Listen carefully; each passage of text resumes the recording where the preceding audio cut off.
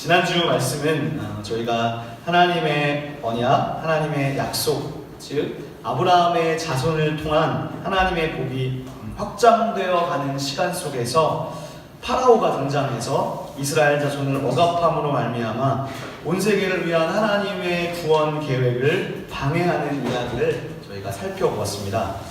근데 그 방해의 핵심은 모세가 태어나는 것을 막는 것이었습니다. 그리고 하나님은 우연처럼 보이는 사건들을 통해서 특별히 5명의 여인이 우연처럼 보이는 행동을 통해서 오히려 이 파라오의 방해를 좌절시키시고 뜻을 이루어 가시는 모습을 저희가 함께 읽었습니다. 그런데요, 그렇게 하나의 스토리가 끝나는 마지막 부분과 오늘 3장 말씀이 어떻게 연결되는지를 오늘 한번 세심하게 살펴보면서 시작했으면 좋겠습니다. 다 같이 출애굽기 2장 23절 말씀을 보시겠습니다. 한글 성경을 보셔도 충분히 뭔가 장면이 전환된다는 것을 느끼실 수 있습니다. 애굽 왕이 죽었다는 거죠. 그러나 그 후에도 이스라엘의 삶은 나아진 것이 아니라 여전히 고된 노동으로 인해서 탄식과 부르짖음이 있다고 성경이 말씀하고 있습니다. 그리고 그 고된 노동으로 말미암아 부르짖는 소리가 하나님께 상달되었고 이제 성경은 하나님을 표현하고 있습니다. 그런데 하나님을 4가지의 동사를 사용하면서 표현하고 있습니다. 첫 번째는요, 하나님이 고통 소리를 들으셨다라는 말이 나타나고 있어요. 지금 여기 이렇게 4가지로 하나님을 나타내고 있는데요. 두 번째는 하나님이 족장들과 맺은 언약을 기억하셨다고 말씀하고 있습니다. 그리고 세 번째는 이제 내가 직접 보았다고, 하나님이 너희들의 그 고통을 보셨다고 말씀하고 있습니다. 그리고 마지막으로 듣고 보신 이후에 그들이 얼마나 큰 고통 가운데 있는지를 아셨습니다. 성경은 2장 25절인데요. 그들을 기억하셨더라라고 한글이 되어 있지만 실제 원문에는 아셨다라는 동사가 사용되고 있어요. 야다라는 동사입니다. 그러니까 그가 알았다는 거예요. 듣고 보고서 내가 알았다는 거예요. 너의 신음소리들을 듣고 보고 알았다는 것입니다. 그러니까 이제 하나님이 이스라엘 백성의 고통을 아셨으니까 이제 어떻게 해야 되나요? 이제는 하나님이 행동하실 차례입니다. 하나님이 아셨으니까요. 그런데 그 하나님의 행동을 오늘 성경이 어떻게 나타나고 있는가? 그것이 오늘 3장 말씀인데 모세를 부르셨다는 것입니다. 하나님이 이스라엘을 도우시는 방법은 바로 모세를 부르셔서 그를 이스라엘에게로 보내시는 방법이었습니다. 하나님은 천지 만물을 창조하신 분이시기 때문에 어떤 기적적인 사건을 통해서 이스라엘을 구해주실 수도 있었을 것 같아요. 바로. 그런데 하나님은 그런 방법을 사용하지 않으시고 모세라는 한 사람을 부르고 계십니다. 그 이유가 무엇일까요? 왜 하나님은 그런 식으로 일하실까요? 그 이유는 하나님의 신비에 가려져 있는 것 같아요. 우리가 하나님의 섭리를, 하나님이 일하시는 방법을 다 알 수 없습니다. 그러나 분명한 것은 오늘 우리가 출애굽기 말씀을 통해서 알 수 있는 것이 하나님은 사람을 통해서 일하신다. 당신의 역사를 이루어갈 사람이 필요하다는 거죠. 그리고 그 사람을 부르셔서 그를 통해서 하나님의 역사를 이루어 가신다. 이것만은 분명한 것 같습니다. 그러므로 하나님이 모세를 부르셨어요. 그리고 다음과 같은 말씀을 하십니다. 오늘 본문의 7절을 한번 보실까요? 여호와께서 이르시되 내가 애굽에 있는 내 백성의 고통을 분명히 보고 그들이 그들의 감독자로 말미암아 부르짖음을 듣고 그 근심을 알고. 하나님이 모세를 부르신 다음에 본격적으로 하고 싶은 이야기를 시작하면서 했던 첫 번째 말이 이 말이에요. 내가 너희들의 고통을 분명히 봤다. 그리고 너희의 부르짖음을 내가 들었다. 그래서 이제 알았다는 거예요. 지금 모세한테 하신 말씀이 그 출애굽기 2장의 뒷부분의 단어와 일치하고 있어요. 3개의 단어가 벌써 일치하지 않습니까? 그러므로 하나님은 이스라엘 백성을 구원하시기 위해서 모세, 내가 너를 불렀다는 것입니다. 근데 모세가 하나님의 거룩하신 이 부르심 앞에서 다음과 같은 질문을 합니다. 거기 13절 말씀인데요. 제가 읽어보겠습니다.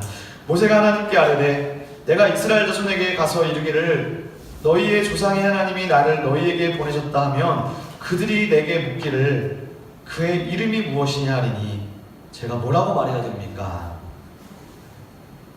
라고 지금 모세가 하나님 앞에 질문하는 거예요. 하나님이 나를 보내셨어. 그럴 때 사람들이 물어볼 거라는 거예요. 그 하나님이 누군데? 그 하나님의 이름이 뭔데? 그럴 때 제가 뭐라고 대답해 줘야 됩니까? 라고 하고 있습니다. 그래서 오늘 이 3장 앞부분은요, 두 가지로 생각해 볼 수 있는 것 같아요. 첫 번째는 하나님의 자기소개입니다. 오늘 말씀은요. 하나님은 모세에게 나타나시면서 내가 누군지를 먼저 너한테 딱 소개해줘요. 6절에 보면 이렇게 말해요. 내가 누구냐 하면 나는 네 조상의 하나님이야. 내 조상 아브라함의 하나님이었고 이삭의 하나님이었고 야곱의 하나님이야. 하나님이 자기소개를 하시는 거예요. 제가 자기소개라고 했지만 저희가 수요일날 성경 공부하는 식으로 제가 표현하면 자기소개는 뭔가 좀 가볍잖아요. 그러니까 조금 무겁게 표현하면 하나님의 자기 계시인 거죠. 하나님의 자기 계시입니다. 오늘 3장은 하나님의 자기 계시예요. 그런데 하나님의 자기 계시, 이 자기 소개는 모세의 질문에 이어서 한 번 더 나타나는데 바로 하나님의 이름입니다. 이름을 묻는다는 것에 어떤 함축적 의미가 있을까요? 제가 재미있게 보았던 영화 중에서요, 엑스맨이라는 영화가 있습니다. 보셨는지 모르겠습니다. 최근 몇 년 사이에 그게 유행하고 있는 이 마블 영화들 있잖아요. 거기와는 다른 세계관의 영화인데 이 영화는 인간과 진화된 인간, 그 영화에서 뮤턴트라고 부르는데요, 돌연변이라고도 부릅니다. 이 두 종족 간에, 그러니까 평범한 인간과 돌연변 인간이 전쟁하는 그런 이야기, 전쟁 영화입니다. 근데 여기서 이 돌연변이 인간이 즉 진화된 인간인데요, 이들은 각자가 평범한 우리 같은 사람은 가질 수 있는 각자 한 사람이 비범한 능력들을 가지고 있어요. 영화 내용이요. 근데 어떤 사람은 이 쇠로 된 것들을 자기 마음대로 다루고, 어떤 캐릭터는 아주 빠른 속도로 움직이는 능력들이 있습니다. 또 어떤 캐릭터는 날씨를 자기가 마음대로 좌지우지하고, 같은 그런 다양한 능력들을 가진 돌연변이 인간이 나와요. 근데 이 영화가 제가 느끼기에는 단순한 오락 영화에 그치지 않는 것이 바로 이런 돌연변이 인간들이 자기들이 가진 비범한 능력인데, 사실은 비범한 능력인데 이 비범한 능력 때문에 다른 평범한 인간들이 자기들을 시기하고 질투하고 왕따를 시킵니다. 이 영화를 보면요. 그래서 이 돌연변이적 능력을 가진 인간들이 자기의 정체성 때문에 혼란을 갖고 힘들어하는 모습들이, 그런 갈등 구조가 영화 안에 있습니다. 그래서 이 뮤턴트들이 대부분 다 인간 사회 속에서는 적응을 못하고 자신의 정체성을 다 숨기려고만 해요. 자신이 어떤 있는 그대로를 살아가지 못하고 오히려 이 사회의 부적응자로서 잘못된 자아상을 갖게 됩니다. 그런 어떤 인간 사회의 어두운 면을 함께 보여주기 때문에 저는 이제 이 영화가 단순히 오락 영화만은 아니다라는 생각을 하고 저는 이 영화를 이제 재미있게 봤었는데요. 근데 이 영화에서 이런 장면이 있습니다.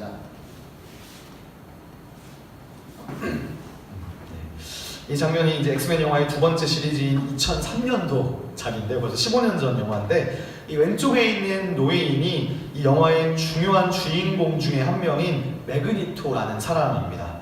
근데 이 장면이 이런 장면이에요. 저 옆에 한 청년 있잖아요. 저 청년이 라이터를 만지작거리고 있어요. 그러자 저 노인이 저 라이터를 자기 쪽으로 싹 가져와요. 왜냐하면 이 노인은 철을 마음대로 다룰 수 있는 능력을 가진 사람입니다. 그래서 이 라이터를 자기 쪽으로 싹 가져오는 장면입니다. 근데 그러면서 이 노인 이름이 매그니토인데, 매그니토가 저 남자 청년에게 이런 질문을 해요. What is your name? 내 이름이 뭐냐? 물어봅니다. 그랬더니 저 남자가 이렇게 대답해요. My name is John 이라고 대답합니다. 자기 이름이 존이라는 거죠. 근데 이 매그니토가 그러면 이제 다음 대화를 이어가야 되는데 이상하게도 이름을 한 번 더 물어봅니다. 이 영화에서 아주 중요한 장면인데요. 근데 이름을 다시 물어볼 때 이렇게 물어봤어요. What's your real name, John? 이런 거죠. 존, 그게 너의 진짜 이름이냐? 라는 거예요. 사실 존의 이름은 존이 맞습니다. 솔직하게 대답하는 거예요. 근데 존은 이제 영화를 보면 그 질문에 잠깐 침묵하더니 대답 대신에 다음과 같은 행동을 합니다. 매그니토가 라이터를 켰는데 그 라이터의 불을 자기 손으로 가져오는 거예요. 그러면서 좀 전에 자기 이름을 존이라고 밝혔는데 이번에는 My name is Pyro라고 딱 말해요. 이 존은 불을 자기 마음대로 다룰 수 있는 능력이 있는 사람이었던 거예요. 그러니까 즉 자기의 진짜 이름은 이름 가운데 담겨있는 자기 자신은 파이어라는 거예요. 그래서 저는 이 고대 사회에서도 이름을 묻는다는 것이 그 단순 이름 석자에 그것을 넘어서서 내 존재가, 내 존재 정체성이 무엇이냐를 묻는 것과 같습니다. 그래서 오늘 이 모세도요, 하나님의 이름을 부를 때, 근데 이 모세가 하나님의 이름에 관해서 질문했을 때, 즉 모세는 단순히 하나님의 정체 이상의 것을 묻고 있는 것입니다. 즉 모세는 당신의 하나님의 진정한 본질에 관해서 묻고 있는 거예요. 성경 본문의 세계 속에서 이름이라는 것은 그것을 가진 자의 본질을 표현하는 것과 같습니다. 즉 이름을 묻는다는 것은 단순한 그 이름 석자 이상의 본질을 묻는 거예요. 그래서 여기서도 What's your real name, John? 존이라는 이름을 알고자 하는 것이 아니라 내 정체성, 너의 본질적 능력이 뭐냐, 너의 정체성이 무엇이냐를 지금 저 청년에게 물었다는 것입니다. 그것이 저는 오늘 말씀의 13절의 대화와 비슷하다는 생각을 했습니다. 그래서 하나님은 이제 14절에서 그래서 이렇게 말씀하시는 거예요. 이름을 물어봤는데 이렇게 말씀하시는 거예요. 하나님이 모세에게 이르시되 나는 스스로 있는 자다. 당신의 정체성에 대해서 대답하시는 것입니다. 이름을 뛰어넘는 거죠. 그래서 오늘 본문 말씀은요, 하나님의 자기 계시가 들어있습니다. 당신께서 어떠한 분인지에 대해서 다양한 모습을 통해서 나타나고 있습니다. 그러면 이제 이 하나님의 자기 계시가 오늘 본문에서 어떻게 드러나고 있는지 조금 더 깊이 한번 살펴보도록 하겠습니다. 다 같이 이제 출애굽기 3장 1절과 2절 첫 구절인데요. 이 두 구절을 여러분들께서 이번에 한번 소리 내셔서 읽어주시겠습니다. 1절과 2절입니다. 시작. 모세가 그의 장인 미디안 제사장 이드로의 양떼를 치더니 그들을 광야 서쪽으로 인도하여 하나님의 산 호렙에 이르매 여호와의 사자가 떨기나무 가운데로부터 나오는 불꽃나무에서 그에게 나타나시니라. 그가 보니 떨기나무에 불이 붙었으나 그 떨기나무가 사라지지 아니하니라. 아멘. 자, 성경이 보여주는 하나님의 첫 번째 자기 계시가 무엇인가요? 모세가요, 하나님의 산 호렙에서 하나님을 만나는데 지금 무엇을 봤습니까? 떨기나무를 봤습니다. 그 떨기나무가 불이 붙었는데 타서 사라지지 않는 아주 신비한 광경을 본 겁니다. 자, 여러분, 떨기나무 할 때 떨기가 뭔가요? 저 어렸을 때부터 이 본문 많이 알잖아요. 떨기가 무엇인가요? 저는 자연 친화적이 아니어서 그런지 떨기가 뭘 말하는지 잘 모르겠더라고요. 그래서 제가 국어사전을 한번 찾아봤습니다. 국어사전에 보니까 떨기는 이렇게 나오고 있었습니다. 식물의 한 뿌리에서 여러 개의 줄기가 나와 더부룩하게 된 무더기가 떨기라고 합니다. 이해가 되시나요? 저는 조금 아리송하더라고요. 그래서 조금 더 뒤져봤습니다. 했더니 떨기나무와 같은 말인데 다른 표현이 뭐냐면 관목이래요. 저는 그걸 보니까 도저히 안 되더라고요. 제가 관목이란 말도 어려워서 관목도 찾아봤어요. 했더니 관목은 이렇게 돼 있었습니다. 키가 작고 원 줄기와 가지의 구별이 분명하지 않으며 밑동에서 가지를 많이 치는 나무라고 합니다. 그래서 제가 그도 잘 이해가 안 돼서 사진을 찾아봤어요. 했더니 이렇게 떨기나무, 즉 관목류 중에 하나라고 합니다. 구화전 예문에 이런 말이 있더라고요. 키 작은 관목들이 더북더북 우거졌다, 이렇게 예문이 있더라고요. 사전은 한자로 관목을 순우리말 떨기나무로 순화한다고 설명하고 있었습니다. 그렇게 생각하면 하나님은 이런 거죠. 관목에 현현하신 거예요. 근데요, 다음 사진 한번 보시면,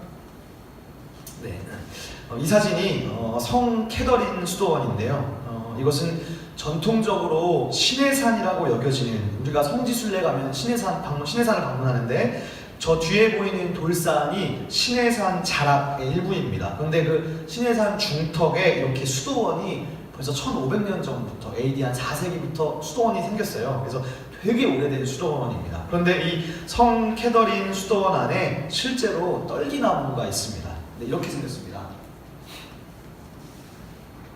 실제 현재 신해산 아래에 있는 성 캐더린 수도원에 자라나는 떨기나무입니다. 그런데 이 한글 성경 새번역과 오늘 저희가 읽으신 개역개정에는 이거를 다 떨기나무라고 번역을 했습니다. 제가 찾아보니까 영어의 대부분의 성경도 떨기로 번역하고 있습니다.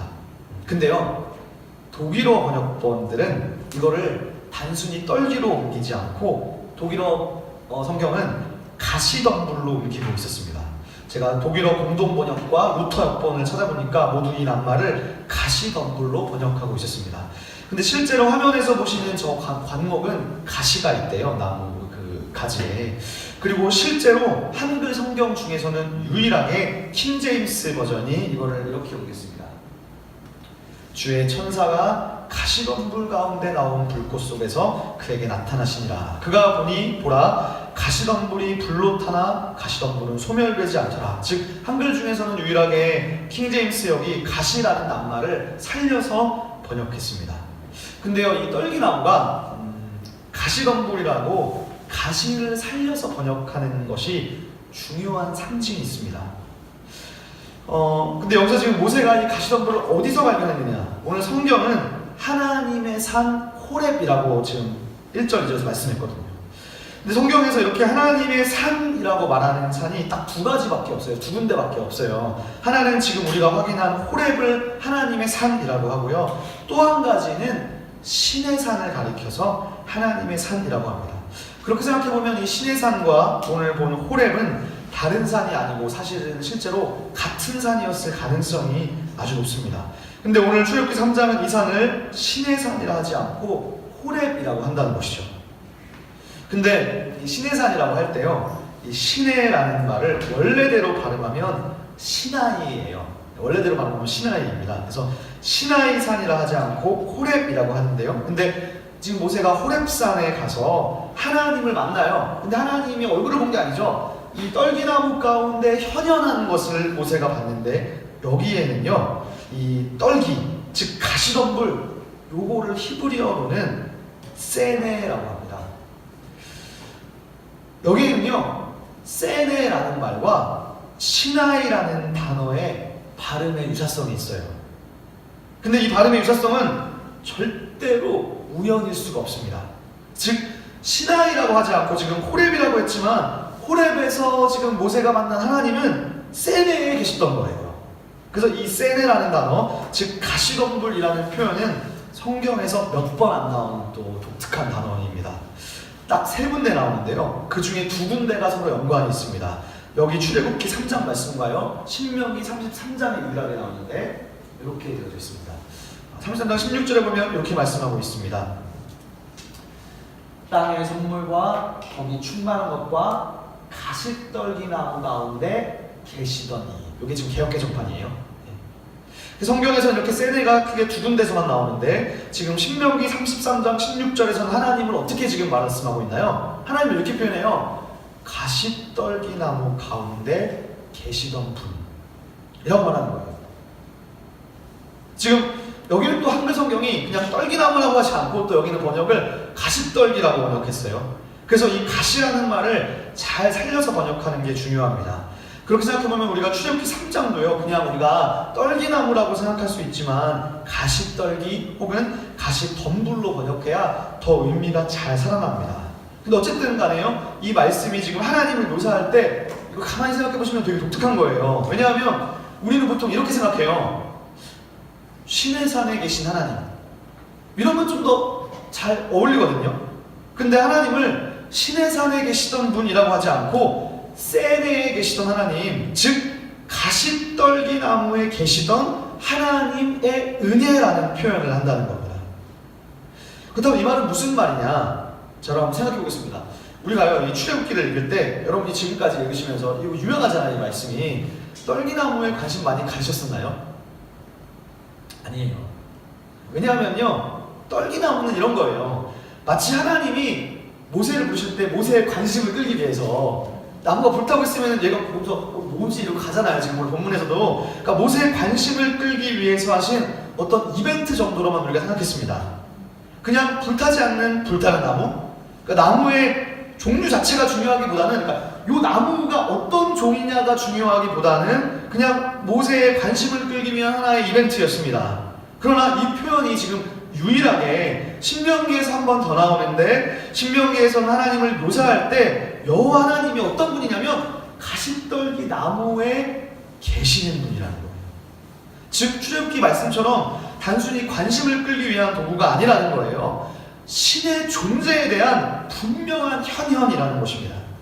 다시 말해 오늘 우리가 살펴볼 때 하나님 어떤 분이신가요? 하나님은 가시떨기 나무의 하나님이신 거예요.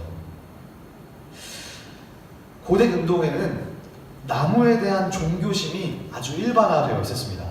근데 특별히 오늘 모세는 거룩한 나무 한 그루 앞에서 하나님을 만나게 되는데, 그 하나님 어떤 분이시냐?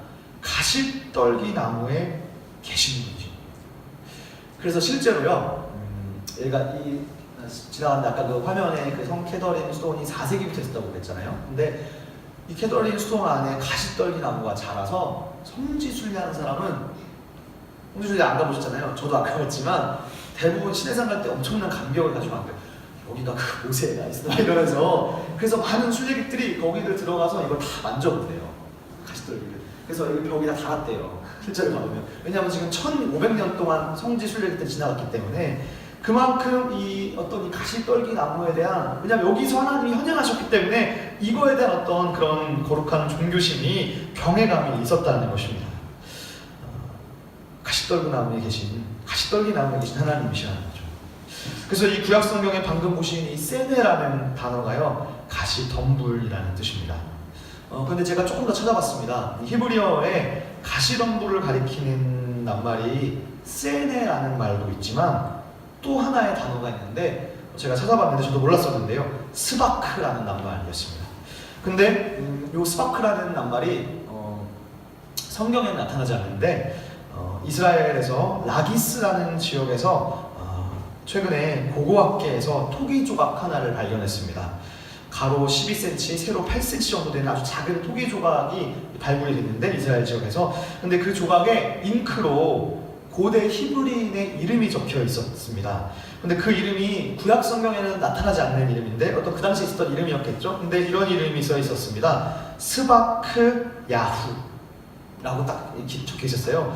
뒤에 야후는요, 하나님의 이름 여호와를 줄인 말이에요. 고대 근동에는 사람 이름에 신의 이름을 넣는 경우가 많았었거든요. 우리나라도 많잖아요.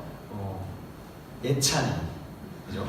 예수님 찬양이지 않습니까? 제가 아는 사람 중에 예랑이도 있어요. 예수님 찬양인데, 그러니까 우리가 믿는 신인 예수님에 대한 경외심을 이름에 넣은 것이죠. 그래서 마찬가지로 스바크 야후는 여호와가 들어가는 거예요. 근데 스바크가 제가 뭐라고 했죠? 가시나무란 뜻입니다. 그러니까 스바크 야후는 무슨 뜻이죠? 여호와는 가시나무다, 이런 뜻입니다. 그러니까 고대 히브리인들이 여호와 하나님을 가시나무로 상징했다는 점에서 이 가시나무가 가진 상징성이 당시 고대에 얼마나 컸는지를 우리가 알 수 있습니다. 그래서 이 신명기 말씀에서도 앞에 화면에서 보시는 바와 같이 하나님을 가시떨기 나무 가운데 계시는 분이라고 우리에게 가르쳐준다는 것이죠. 근데 여러분, 구약 성경이 히브리어로 기록이 되었고 신약 성경은 헬라어로, 즉 그리스어로 기록이 되었습니다. 근데 이 신약시대에 와서는 이 그리스어가 그 당시에 어떤 중요한 세계 공용어였기 때문에 예수님 시대 백성들이 이 자기네 나라말 히브리어를 거의 사어처럼 여겨져서 잘 모릅니다. 그래서 이 구약 성경이 히브리어로 기록되어 있기 때문에 성경을 잘 못 읽어요. 이미 자기네 나라말을 다 포로 생활하면서 잊혀져서 그렇습니다. 그래서 이 히브리어로 된 구약 성경 본문을 처음으로 그리스어로 번역하게 돼요. AD 3세기경에. 그래서 지금 현재 이 그리스어 역본 구약 성경이 사본으로 많이 남아 있습니다. 이걸 보통 70인역이라고 부르는데, 이 출애굽기에서요, 떨기나무의 원 낱말이 제가 세네라고 지금 가르쳐드렸지 않습니까? 근데 이 세네라는 낱말을 이 나중에 AD BC 3세기에 그리스어로 번역할 때 무슨 단어를 썼냐면 바토스라는 단어로 번역했습니다. 제가 찾아보니까 이 바토스가 영어로 브램블이라고 하더라고요. 근데 이게 제가 영어사전을 찾아보니까 가시가 있는 관목, 이런 뜻이더라고요. 브램블이라는 뜻. 헬라어로는 바토스인데요. 즉 가시덤불이라고 그리스어로 명확하게 번역을 한 거예요. 그래서 그리스어 바토스라는 낱말이 사용된 신약 성경을 제가 또 찾아봤는데 사도행전 7장 30절에 이런 말씀이 있습니다. 스데반 집사의 구약 설교인데, 오늘 저희가 읽은 출애굽기 3장을 스데반이 설교한 것을 기록해 놓은 거예요. 모세를 만난 하나님이 시내산의 바토스 불꽃에서 나타났다고 말씀하고 있습니다. 그러니까 이 바토스는 가시나무 떨기라고 한글 성경이 또 번역한 거예요. 제가 요거 말고 하나를 더 찾아봤는데, 이번에 예수님이 직접 말씀하신 표현이 있어요. 예수님이 마가복음 12장 26절에서 이런 말씀을 하셨습니다. 제가 한번 읽어드릴게요. 앞에를 보세요. 너희가 모세의 책 중에 가시나무 떨기에 관한 글에서 하나님이 모세에게 어떻게 말씀하셨는지를 읽어보지 않았느냐. 여기서 예수님이 말씀하신 지금 가시나무 떨기에 관한 글이 정확히 오늘 저희가 읽은 출애굽기 3장이에요. 근데 여기서 모세가 하나님을 만난 장면을 예수님이 지금 말씀해 주시는 거예요. 그래서 이 바토스라는 헬라어는 가시덤불이라는 뜻입니다. 즉 출애굽기 3장에서 오늘 모세가 하나님을 처음으로 만나는 거, 아니 출애굽기 책에서 하나님의 자기 계시가 드러나는 첫 번째 이미지가 지금 떨기나무였는데, 우리가 이것을 떨기나무로만 인식하면 더 중요한 연결고리를 놓치게 됩니다. 그럼 우리가 지금 앞에서 확인한 것처럼 이것을 떨기나무로만 생각하지 않고 가시나무 떨기 혹은 가시덤불로 이해해야 된다는 거예요. 왜냐하면 오늘 우리가 출애굽기를 읽을 때 출애굽기를 넘어서 성경 전체의 관점에서 보면 이 떨기나무가요, 가시떨기나무로 우리가 인식할 때 우리는 이 가시라는 단어가 성경 전체에서 가지는 강한 상징을 확인할 수 있기 때문이에요. 모세에게 오늘 가시덤불로 나타나신 하나님께서는 잘 아시는 것처럼 신약 성경에서 그 가시나무 바토스로 만들어진 관, 예수 그리스도께서 가시관을 쓰심으로 인해서 하나님의 진면목을 드러내고 계시기 때문입니다. 구약 성경에서 이런 거죠. 구약 성경에서 불타는 가시덤불에 쌓인 성부 하나님과 가시관을 쓰시고 고난과 죽음과 부활의 신비를 보여주신 성자 예수 그리스도가 한 분 하나님이십니다. 그래서 출애굽기 3장의 하나님의 자기 계시와 신약에서 예수 그리스도의 가시관은 구약과 신약을 이어주는 아주 중요한 상징입니다. 그러므로 이 원어로는 이게 같은 단어인데 이것을 번역할 때 어디는 가시덤불, 어디는 떨기나무로 다양하게 번역하고 있는데, 이렇게 번역하면 이 단어가 원래 가지고 있는 강한 상징적 연결을 놓치게 됩니다. 그러나 우리가 모세가 만난 하나님과 신약의 예수 그리스도를 이 가시라는 상징으로 묵상할 때 우리는 성경에 나타나는 놀라운 하나님의 신비에 접근할 수 있는 것입니다. 그런데 신약에서 이 그리스도의 가시관은 예수님의 십자가의 고난을 상징합니다. 하나님이 이 땅에 내려오셔서 친히 인간이 되셔서 우리를 아셨어요. 하나님은 멀리서 그저 우리가 겪는 죄와 사망의 고통을 그냥 멀리서 보시기만 한 것이 아니라 내려오셨다는 것은 친히 체험해서 아신 거예요. 그래서 너희 어떤 부족한 인간의 그 육신을 체험하시면서 십자가에서 죽으셨습니다. 하나님이 인간의 모습으로 오셨기 때문에 그분은 우리를 직접 체험하셔서 우리의 고통을 직접 아신 것입니다.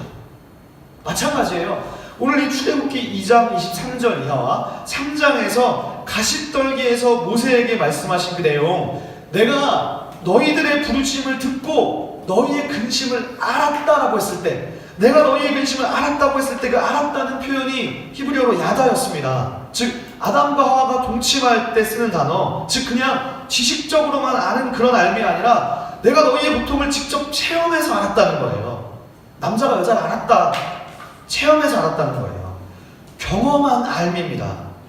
그러므로 하나님께서 우리의 고통을 아셨다는 것은 그냥 저기 멀리서 지식적으로 아신 것이 아니라 직접 우리 가운데 내려오셔서 직접 우리를 아셨다는 거예요. 체험하셨다는 것입니다. 이것이 신약 성경에서 예수님을 통해서 우리에게 나타납니다. 주님은 이 땅에 인간의 모습으로 오셔서 우리를 죄와 사망의 권세로부터 구원하시기 위해서 친히 체험하셔서 아신 것입니다. 그리고 그 체험은 신약에서 그리스도의 가시나무 관으로 상징됩니다. 사랑하는 시온의 교회 성도 여러분, 그리스도의 고난을 상징하는 이 가시는요, 거룩하신 하나님의 임재를 나타냅니다. 주님이 우리와 함께 하신다는 상징이에요. 구약성경에서 하나님은 불타지만 없어지지 않는 가시나무 떨기에서 모세에게 현현하셨습니다.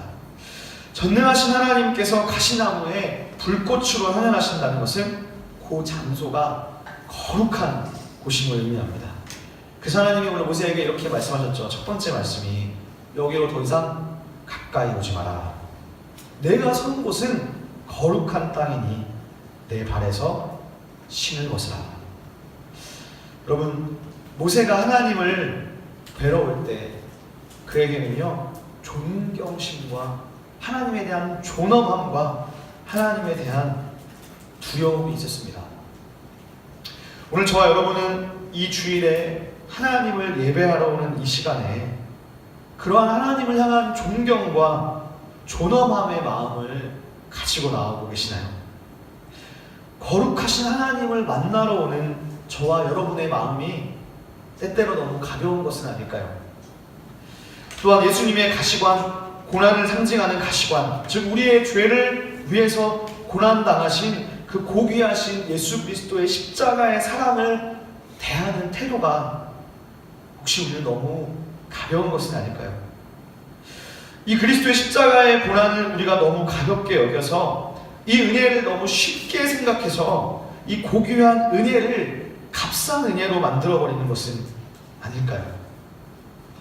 하나님의 은혜를 통해서 예수 그리스도의 고난을 통해 새 삶을 얻은 여러분들은 여러분에게 주어진 새 삶을 너무 가볍게 여겨서 그 사랑에 더 이상 감사하지도 않고 하나님 앞에 나아올 때 기쁨과 감격도 없이 감사가 하나도 없이 너무 싸구려의 심장으로 나오는 것은 아닐까요? 그리스도의 그 고귀한 죽음이 얼마나 우리에게 값싼 은혜가 되어버렸는지, 한 주간의 삶에 그 거룩하신 은혜가 담긴 말씀을 읽는 것, 하나님 앞에 진심으로 기도하는 시간, 얼마나 우리가 하나님과 교제하고 있나요? 정말 하나님을 사모하며 말씀과 기도를 사모하고 그것을 통해서 주님 앞에 계속해서 나아가는 시간이 우리 안에 얼마나 있습니까? 그러나 진정으로 이 진리의 은혜를 깨달은 사람은, 진정으로 그 은혜를 경험한 사람은 결코 이 은혜를 가볍게 여기지 않습니다. 그 십자가의 은혜를 결코 가볍게 여기지 않습니다.